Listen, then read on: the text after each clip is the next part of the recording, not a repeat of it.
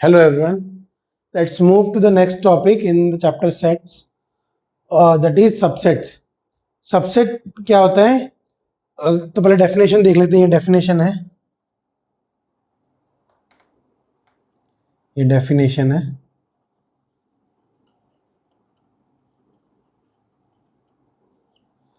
Definition है a set A is said to be a subset of set B if every element of set A is also an element of set B. इसका मतलब एक set दिया गया है A, उसका हर element अगर another set B के में भी प्रेजेंट है, मतलब अगर एक सेट A में है ABC और B में है ABCD, तो जो ABC वो B में भी प्रेजेंट है और पूरे A को रिप्रेजेंट करते हैं. इसका मतलब अगर A के सारे element, every element of A, तो suppose A is equal to ABC दिया है, तो एक और एलिमेंट, अगर एक और सेट दिया B, इसमें भी ये सारे एलिमेंट हैं, एटलीस्ट कम से कम ये एलिमेंट है, आगे कुछ हो ना हो, जैसे D भी दे दिया, तो इसमें A B और C, तो इसमें कहा गया if every element of set A is also an element of set B, मतलब ABC जो है वो A के एलिमेंट भी है और B के भी एलिमेंट है, और कंप्लीट B को A को रिप्रेजेंट करते हैं. सो उसको रिप्रेजेंट करते हैं A इज अ सबसेट. इसको C जैसा दिखता है लेकिन ये ऐसा है, A is a subset of B. तो हम ये भी कह सकते हैं कि जब भी A belongs to A, small a belongs to set A, तो हम कह सकते हैं small a also belongs to set B. मतलब स्मॉल a मतलब एक वेरिएबल है सेट A का. सपोज स्मॉल a की वैल्यू है B, तो B is a part of A अगर हमें पता है, तो B is also a part of B अगर हमें पता है A is a subset of B. या फिर हम कह सकते हैं अगर A का पार्ट है तो स्मॉल a B का भी पार्ट है, implies that, which implies A is also a part of A also belongs to B. तो एक और पेक्युलर केस है इसका, स्पेशल केस है कि अगर A B का सबसेट है, A के सारे एलिमेंट B में है एंड B के सारे एलिमेंट A में है, B is a subset of A. तो ये तभी मुमकिन हो सकता है इफ एंड ओनली इफ, और उसको हम IFF से भी रिप्रेजेंट करते हैं इसको, पूरे सेंटेंस को. If A is equal to B, अगर A और B सेम सेट हैं, इक्वल सेट्स हैं, तो A की वैल्यूज, A के जितने भी एलिमेंट्स हैं वो B में मिलेंगे, B के एलिमेंट्स सारे एलिमेंट A में मिलेंगे. A is a subset of B is a subset of A. So we'll continue on subsets. Let's move in the next topic. So हम सबसेट टॉपिक को ही कंटिन्यू करेंगे. तो उसमें एक और नोट है, ये नोट है. इससे पहले हमने बताया था कि अगर A is a subset of B is a subset of A, तो A इक्वल टू B, दोनों सेट्स एक दूसरे के बराबर हो जाते हैं. एक और नोट है कि A is a subset of itself, मतलब हर सेट अपने आप का एक सबसेट होता ही होता है.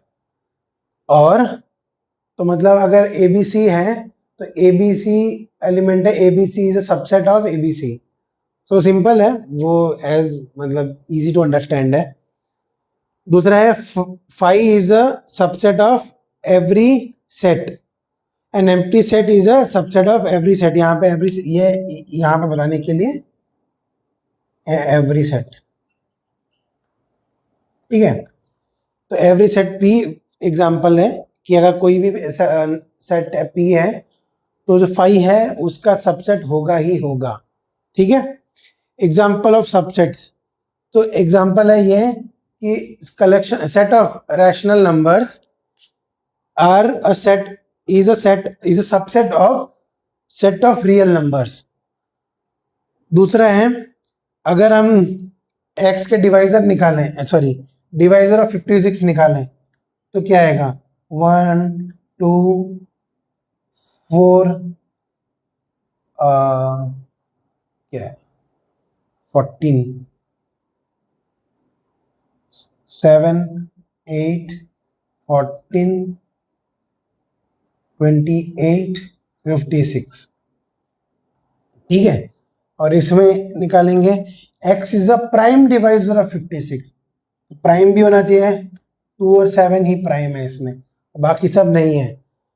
तो इसमें और इसमें, तो इसमें कह सकते हैं कि b जो है उसके एलिमेंट्स a में भी है और b is a subset, sorry, तो यहां पे क्या हुआ, b is a subset of a, इस एग्जांपल में b is a subset of a।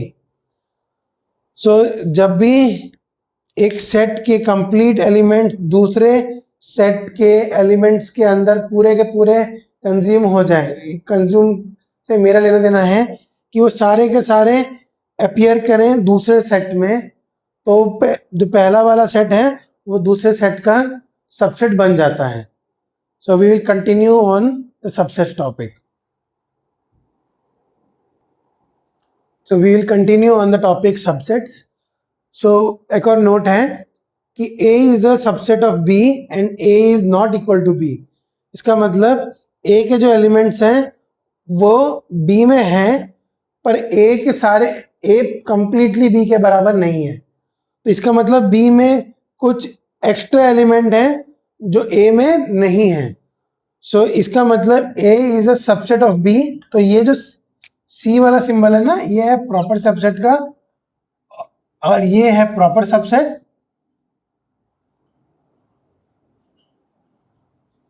और ये सबसेट। प्रॉपर सबसेट मतलब वो इक्वल नहीं है, तो इसको हम ऐसे लिख सकते हैं। तो इसको हम ऐसे लिख सकते हैं, अगर हमने ऐसे लिख दिया कि वो सबसेट प्रॉपर सबसेट भी हो सकता है या और इक्वल भी हो सकता है, तो उसको हम डायरेक्टली सबसेट बोलेंगे, ठीक है। तो इसमें ये है proper subset, A is a proper subset of B, which also means B is a superset of A, ठीक है। सुपरसेट मतलब B के जितने भी एलिमेंट हैं उसमें से कुछ एलिमेंट मिलाते ही उसमें कुछ एलिमेंट हम सिलेक्ट करेंगे तो वो A बन जाएगा, A सेट बन जाएगा। तो that's why it is a superset, मतलब उसको पूरी तरीके से B जो है उसको A को पूरी तरीके से कंटेन कर लेता है अपने आप में, ठीक है। एक और एग्जांपल है सिंगलटन सेट का। एक ऐसा सेट जिसमें सिर्फ एक ही एलिमेंट हो उसको हम कहते हैं सिंगलटन सेट। तो जैसे कि set of even prime numbers, तो उसमें आंसर है 2। तो वो कलेक्शन जो वो सेट बनेगा वो एक सिंगलटन सेट होगा। तो एक और easy to,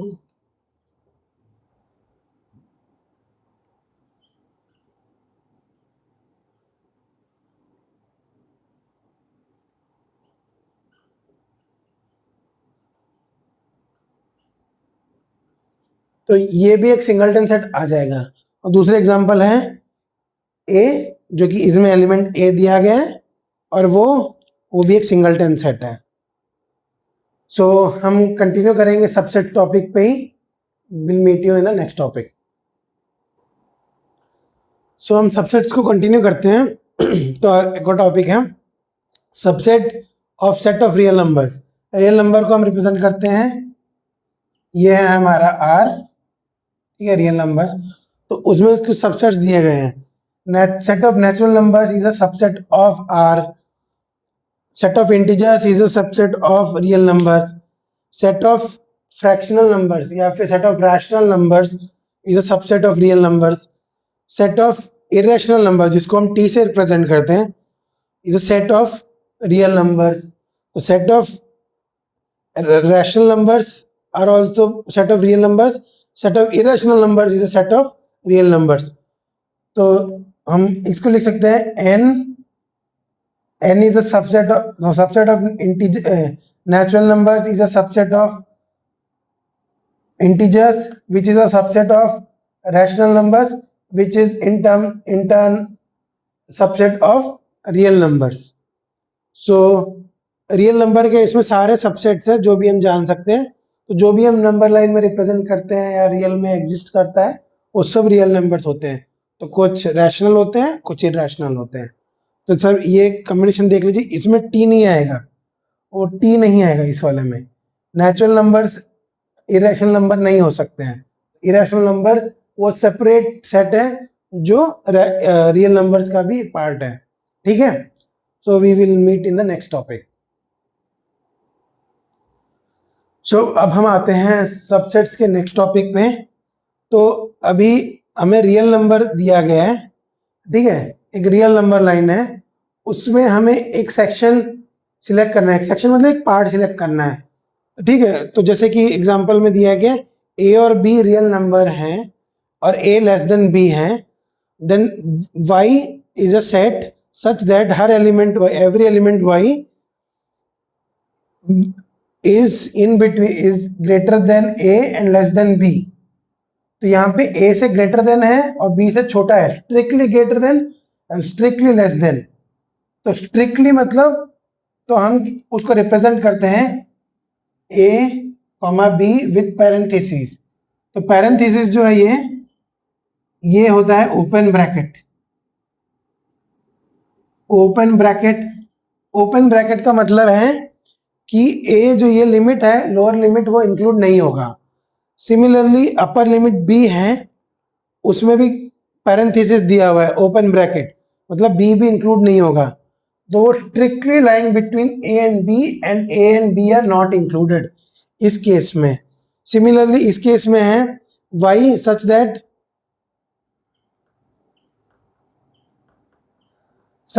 y is greater than equal to a and less than equal to b। तो उस केस में हम क्लोज ब्रैकेट देते हैं जब वो लिमिट से इक्वल भी हो और उससे ज्यादा या कम हो। लेफ्ट हैंड साइड होगा तो इससे ज्यादा होना चाहिए, राइट हैंड साइड ब्रैकेट मतलब उससे कम होना चाहिए। तो it is greater than equal to A and less than equal to B. Similarly इस केस में x की वैल्यू क्या है, greater than equal to A but strictly less than B. इसमें है greater than equal no sorry strictly greater than A and less than equal to B. तो ऐसे ये चार ऑप्शन है, मतलब उसमें तुम ये चारों को देखो, जब भी इक्वल टू आएगा तब लेस देन या ग्रेटर देन इक्वल टू आएगा तब हम क्लोज ब्रैकेट यूज करेंगे, और जब भी पैरेंथेसिस है मतलब वो स्ट्रिक्टली लेस देन या ग्रेटर देन होगा। तो ये इसको हम इंटरवल फॉर्मेट कहते हैं। तो इसको हम कहते हैं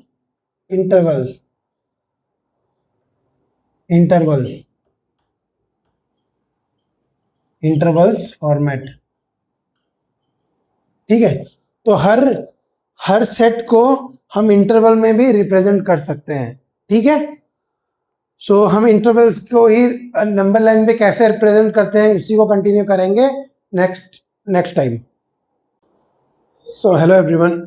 सो अब हम सबसेट्स में जो भी सबसेट बनते हैं रियल नंबर लाइन में उनको जो इंटरवल्स हम रिप्रेजेंटेशन कर रहे थे वो रियल नंबर लाइन जो कि इस टाइप का है उसमें वो कैसे रिप्रेजेंट किए जाते हैं। रियल नंबर लाइन में इंटरवल्स कैसे दिखते हैं। रियल नंबर लाइन मतलब ये सब आर में है, ठीक है। तो आर में है तो इसका मतलब यहाँ पे कोई भी नंबर हो वो सब के सब रियल नंबर लाइन में, चाहे वो एक इंटीजर हो या चाहे फ्रैक्शनल नंबर हो, चाहे इरेशनल नंबर हो, चाहे कोई भी नंबर हो, वो सब इसमें लाई करते हैं रियल नंबर लाइन में। तो ठीक है, तो सपोज हमारा एक सेट है y such that y belongs to R and y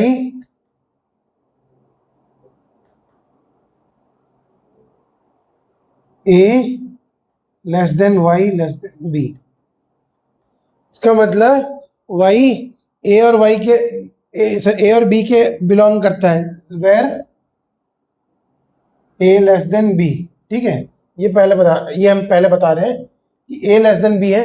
तो इसको रियल नंबर लाइन में कैसे रिप्रेजेंट करेंगे, तो ये है, तो ये हमारा रियल नंबर लाइन। तो इसमें यहाँ पे a है, यहाँ पे बी है। अब इसको हम हॉलो सर्कल से रिप्रेजेंट करेंगे, हॉलो सर्कल, ठीक है। तो मतलब ये वाला पार्ट ओपन है, ये वाला पार्ट है, मतलब ए से बड़ा है, बी से छोटा है, पर ए इंक्लूडेड नहीं है और बी इंक्लूडेड नहीं है। तो इसको कैसे रिप्रेजेंट करेंगे, ये वाला पार्ट, और हाँ वाई दोनों के बीच में, तो ये वाला पार्ट हम हाईलाइट करेंगे। इसको मैं दूसरे मार्कर से कर देता हूं। तो हमारा सेट हो गया ये रियल नंबर लाइन में। तो इसको हम रिप्रेजेंट कैसे करते थे, इसी वाले को ए कॉमा बी, तो इसको हम कहते हैं open interval excluding A and B. ठीक है, ये ओपन इंटरवल है ए और बी में, और एक्सक्लूडिंग ए एंड बी। तो दूसरा आएगा y is equal to y belongs to r and a less than equal to greater less than equal to y less than b। तो इसमें क्या आएगा, इसमें a इंक्लूडेड है तो हम उसको सॉलिड एंगल बना सॉरी सॉलिड सर्कल बनाएंगे, और इस b इंक्लूडेड नहीं है तो इसको हम हॉलो सर्कल बनाएंगे। ठीक है, अब ये वाला जो एरिया ब्लैक एरिया है, हाईलाइटेड एरिया, तो वो बन जाएगा हमारा क्लोज इंटरवल, सॉरी क्या कहते हैं, ये सेट इंटरवल, इंटरवल का रिप्रेजेंटेशन।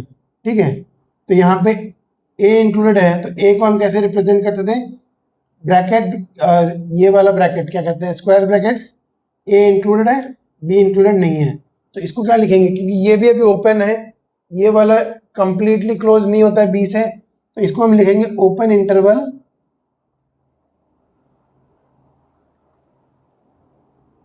एक्सक्लूडिंग बी इंक्लूडिंग ए। तो इसका रिप्रेजेंट ये है, इसका रिप्रेजेंटेशन ये है, और उनका सेट बिल्डर फॉर्म ये है। ठीक है, अब थर्ड और फोर्थ कैसे आएंगे, जब ये दोनों इक्वल होंगे, maybe y belongs to r and a belongs to y belongs to b, sorry less than b। तो यहाँ पे ये कैसा आएगा, दोनों सॉलिड आएंगे a और b, और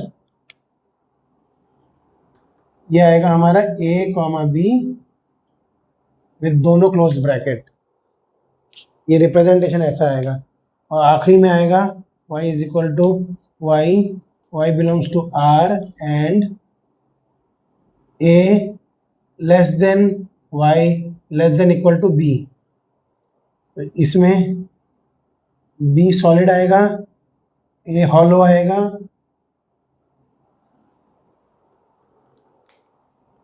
और ये वाला रेंज आएगा।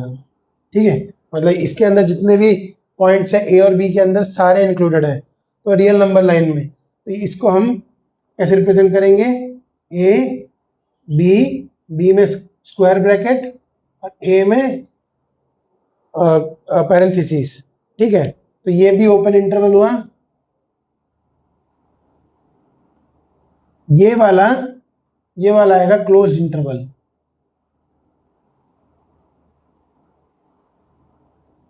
क्लोज्ड का मतलब क्या है कि दोनों साइड के नंबर यूज हो सकते हैं y के वैल्यू के लिए, a भी यूज हो सकता है b भी हो सकता है, और a और b के बीच में सारे वैल्यू यूज हो सकते हैं। तो ये है नंबर लाइन रिप्रेजेंटेशन, और ये वाला जो हाईलाइटेड पार्ट है उन सब में y बिलोंग कर सकता है। ठीक है, तो ये वाला इक्वेशन, ये वाला कंडीशन देखना है सबके लिए, चाहे जब हम ये बनाते हैं, और y बिलोंग्स टू r, और हाँ बस इतना ही है। तो ये है intervals representation. Will move on to the next topic. So अभी हम रियल नंबर लाइन रिप्रेजेंटेशन को ही बढ़ाते जाएंगे। सो रियल नंबर लाइन में इंटरवल को रिप्रेजेंट करते हैं, तो उसके कुछ एग्जांपल्स हम पहले डिस्कस कर लेते हैं। तो जैसे कि ये रियल नंबर लाइन है, ठीक है, तो अगर हमें a कॉमा b ऐसा दिया है, तो हम उसको बनाएंगे हॉलो ए, हॉलो बी, इसमें ए लेफ्ट हैंड साइड है तो ए लेस देन बी है, तो इसको हम ऐसे रिप्रेजेंट करेंगे रियल नंबर लाइन में। तो अगर हमें देखो इन्फिनिटी भी अनबाउंडेड है, उसका भी वो भी ओपन रहता है, राइट साइड जो पॉजिटिव इन्फिनिटी वो भी अनबाउंडेड है, तो वो भी कितना भी हो सकता है और बढ़ता रहेगा, ओपन है वो भी ओपन रहेगा। तो इन्फिनिटी वाले जो टर्म्स होते हैं वो भी ओपन रहते हैं, तो वो भी कुछ ऐसे रहेंगे। और रियल नंबर लाइन में ऐसे तो रिप्रेजेंट नहीं होंगे, ये ऐसे लिखेंगे माइनस इन्फिनिटी टू इन्फिनिटी, वो भी अनबाउंडेड ही रिप्रेजेंट होते हैं। अब तो इसमें ये वाला एरिया सिलेक्ट होगा, इसमें ये पूरा नंबर लाइन सिलेक्ट होगा, ठीक है। अब हमें ये देखना है कि कुछ ऐसे नंबर जो ए से छोटे हों और बी से बड़े हों, वैसा सेट चाहिए। तो हम कैसे लिखेंगे, minus infinity to A, suppose A included नहीं है तो ऐसे रहेगा इंटर यूनियन, और इसके बाद आएगा बी टू इन्फिनिटी। तो इसको हम रिप्रेजेंट कैसे करेंगे,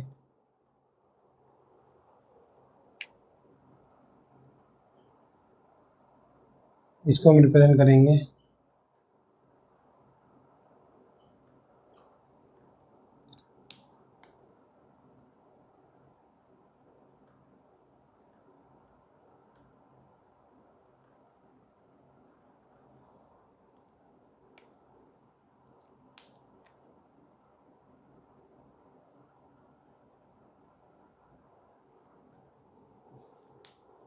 ये पूरा ब्लू वाला नंबर लाइन है, उसमें ए टू माइनस इन्फिनिटी टू ए ऐसा आएगा, बी टू इन्फिनिटी ऐसा आएगा। तो उसको हम लिख सकते हैं दो सेट्स का यूनियन। अब यूनियन हम साथ साथ डिस्कस करते रहेंगे, ठीक है। तो अब और एक और है, जैसे सेट, अब रियल नंबर लाइन है तो A comma B comma C ऐसा है, इसको रिप्रेजेंट करेंगे जिसमें जिसमें where A less than B less than C. तो उसमें हम कैसे करेंगे, इसको रिप्रेजेंट कैसे करेंगे, रियल नंबर लाइन में इसको ये सारे इंक्लूडेड हैं, बस हमें डॉट से इंक्लूड करने, ए बी और सी, ठीक है। सो इंटरवल रिप्रेजेंट, ये इंटरवल रिप्रेजेंटेशन है, ये एग्जैक्ट वैल्यू रिप्रेजेंटेशन है in a number line A B C. तो इसमें कुछ भी हो सकता है, ये 1.5 हो सकता है, ये 3 हो सकता है, ये 4.2 हो सकता है, और कुछ भी हो सकता है, और हर एक की वैल्यू है। तो इसमें हम ब्लैक से वही रिप्रेजेंट कर रहे हैं जो एक्चुअल वैल्यू है, ब्लू वाला रियल नंबर लाइन है। इसमें ए और बी इंक्लूडेड नहीं है, लेकिन ए बी के अंदर जितने भी वैल्यू है सारे इंक्लूडेड है, और इसमें रियल नंबर लाइन में इसमें सारे इंक्लूडेड है, ठीक है। तो ये आ गया, ये वाला तो ऐसा है -2 -1 0, ये रियल नंबर लाइन,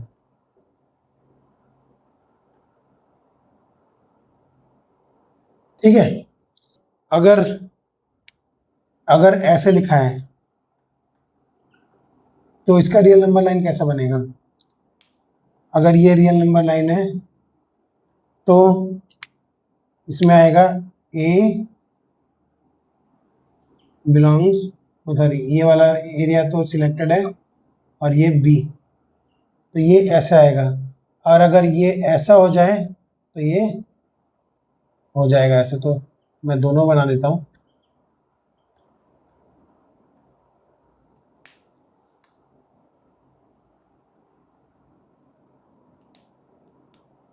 ये सिलेक्टेड है ए, ये B not selected in the number line, interval में नहीं है। तो तरीके से समझ में आ जाएगा कि रियल नंबर लाइन में कैसे रिप्रेजेंट करते हैं इंटरवल्स को। This is not a interval, but this is a set of numbers that are represented in a real number line, ठीक है। तो इसी के साथ हम इंटरवल्स टॉपिक को ख़त्म करते हैं, इसके बाद हम नेक्स्ट टॉपिक को जंप करते हैं। Thank you. सो अब सबसेट्स में इंटरवल्स को हम कंटिन्यू करते हैं। तो इंटरवल में एक नोट है कि जो इंटरवल फॉर्म है, जो कि ऐसे लिखते हैं ए कॉमा बी या फिर ए कुछ भी, ठीक है।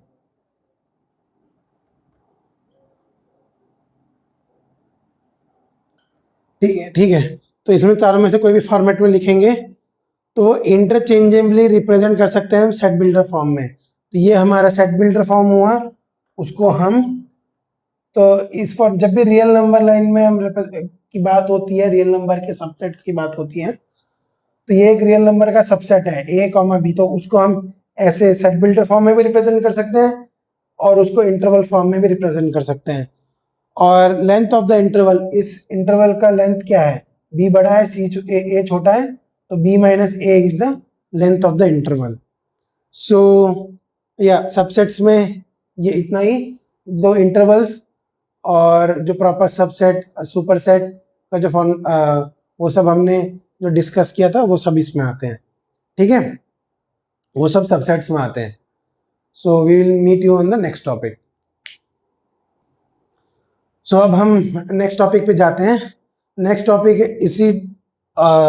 नेक्स्ट टॉपिक है यूनिवर्सल सेट। तो यूनिवर्सल सेट को हम कैपिटल यू से रिप्रेजेंट करते हैं, capital you,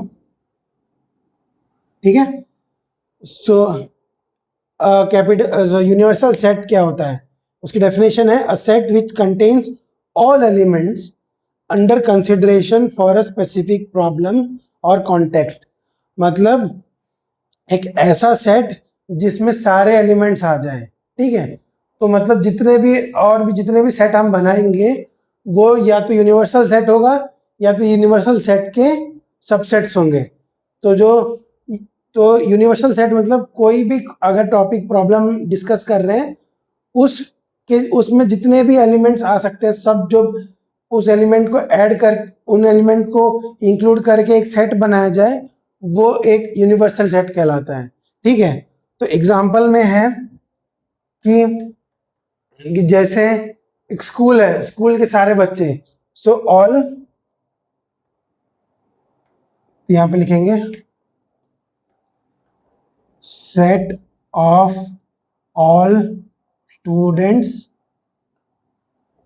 of a school. तो ये एक यूनिवर्सल सेट हो गया। फिर set of all aquatic animals,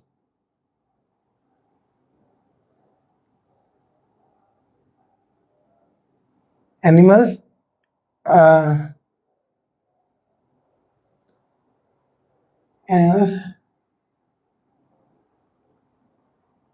living in sea, ठीक है, वाटर बॉडीज।